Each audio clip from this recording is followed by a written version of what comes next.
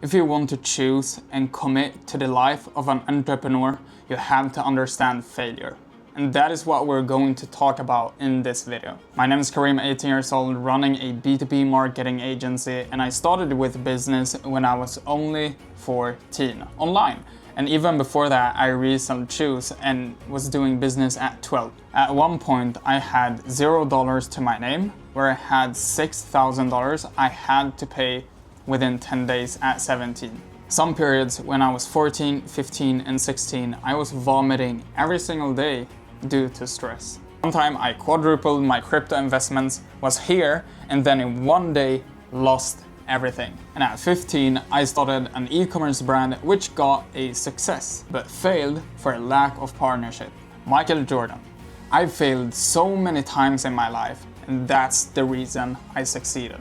And that's why in today's video, I'm going to share my 5 biggest mistakes I've done during this period from when I was 14 until today, where I'm 18. My business is doing around 15K per month and we're still scaling. But the 5th mistake is my most recent one and the reason that we will scale that up. So my goal here is for you to basically never repeat the mistakes that I've done so you can save a lot of money and also a lot of time. So everything started when I was 14 and started looking for opportunities online to make a bit of money. I was scrolling TikTok and all the social media apps and found day trading. So 2021, I bought a day trading course for $49 per month. I wanted to learn how to trade. I watched endless of YouTube videos of how to trade. In school, outside of school, I just wanted to improve so much to earn that success very, very fast. And in 6 months, I quadrupled the whole portfolio that I had. So what happened? There was a day where I just felt all the success running down my face and I started looking into some trades myself. But I didn't feel at the time that the amount of capital that I had invested, and even though I quadrupled my portfolio, resulted for me to live my dream life. And at this point, I was 15 years old and all I wanted was fast success. So I looked at all the money that I had at the time and thought for some reason that I had become some crypto mastermind that knew all of the secrets because I had quadrupled my investments over the 6 months after starting. So I went all in with all the money that I had on this one trade because I wanted the fast success. Everything that I had worked for 6 months, like all the capital that I had, every single cent that I had in my account was on this trade because I thought that I had become some puppet master and I lost all my money. I mean zero, nada, like I had nothing. So there it was. I started as an optimist and left with nothing because of greed. So I learned that everything you go into in business, you have to stay emotionless, ruthless, and consistent. Doesn't matter what you do. You will stomp on a roadblock, you will hit failure, and that failure will hit you very, very hard. You always have to stay in motion. You always have to keep moving forward. But what happened in that situation is that I lost all my motion because I was too greedy and went all in and had no second plan. And I had no money left over to keep the motion going and keep going. So you have to be aware of the consequences that come with it. Now I went all in on e-com. So here I was 15 and I started my e-com business. And I started this company with my best friend at the time. We didn't know how to complement each other and things started to running south. It also took 11 months for us from the idea for us to launch the product. A mini bonus there, I also learned there that money loves speed. That is one of our core values at Castlelead today. If you don't have speed, the money will not like you. In everything you do, you gotta do it with 100% speed. Otherwise, it will just die out and the competitors will run you over. But that's not the lesson here. So after a while, we saw some success. We hit 10K within 3 months of launching. But we went into some arguments and the partnership wasn't a match. But what happened there is that we went separate ways and we closed the business even though it was going good and we just let it out. So the lesson here is that you need to find a partner where you can find value exchange. But if you can't complement each other and you don't have the value exchange from both ways, it will ruin the business. And after this, I went to start an agency where I helped construction businesses with meta ads. So the lesson here is that learn your business in and out, especially in the beginning. You have to be all these roles. You have to understand your business in and out. Don't be lazy, get your hands dirty, and that will help you so much later down the line. But after 70 meetings, 0 clients, and a failing business, I went on to the next one. Lesson number 4. At this point, you can hear that I switched a lot of times, and I've never really stuck to one thing for a long period of time. As soon as it gets hard, I've just switched to the other thing. So I took some time to reflect.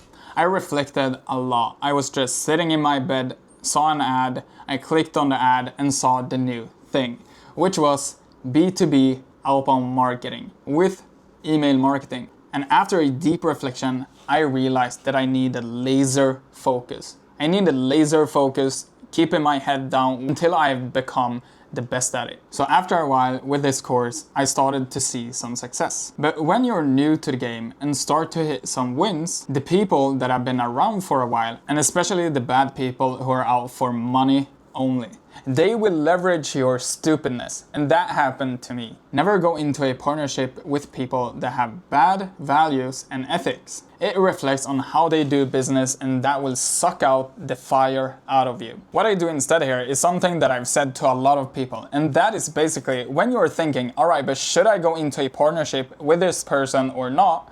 You should always say this. Alright, Miss Partner, I think that this could be a really good idea, but what I want to do is that we go into a partnership, but just as a test period for 1, 2, 3, even 4 months sometimes, based on what it might be.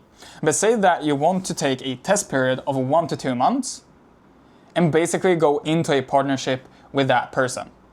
If you feel within 1 week that this isn't the fit, we don't work too well together, you can always take the decision to run it back and do it all yourself. So on to the next failure and lesson. But before, in between these 2 periods, I changed something very, very big in my business.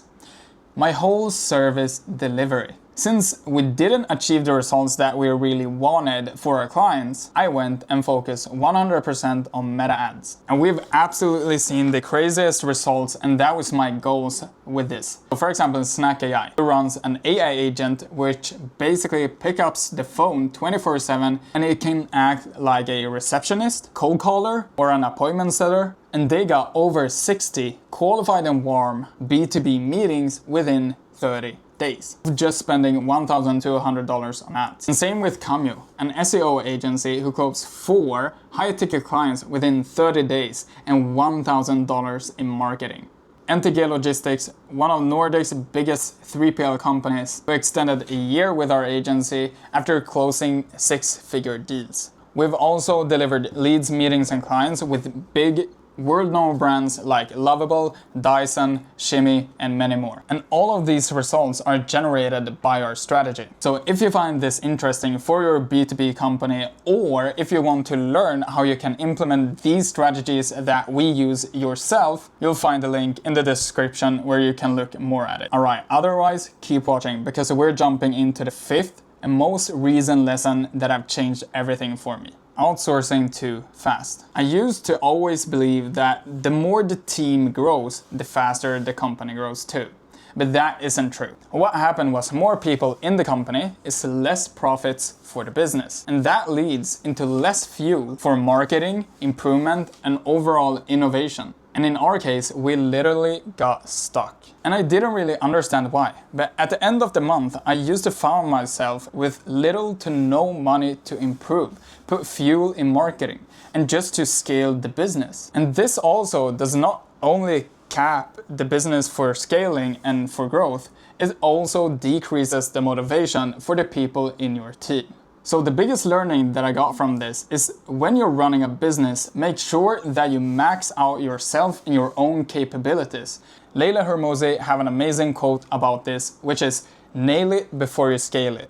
Whatever you do, you just have to nail it down. Whatever you do, and especially sales, because that is the fuel for the business and the highest reason that you earn more money in the beginning. And in my case, instead of outsourcing sales when we were at like 5K per month, stayed in the sales and taking meetings and closing clients until we were at like 30, 40, 50K to really have the fuel and profits going to just pour on marketing and scale so fast. It feels so uncomfortable and you just scale so fast you don't know what to do. And yeah, as you've heard in this video, I've gone through a lot of failures, and this is not even close to all of my failures that I've done during this time. But I hope that you've gotten some value from one or more failures that I've done, and you can learn from it and improve it yourself. So you never have to spend the money or time that I did going through these failures. So that is everything for today. My name is Karim. Don't forget to subscribe to the channel, like this video, and share it with someone you don't want to do these mistakes. And I would highly appreciate if you comment what you want me to talk about in other videos, because this video idea I got from a comment. So with that said, have an awesome day and don't forget to do all of those things. Bye.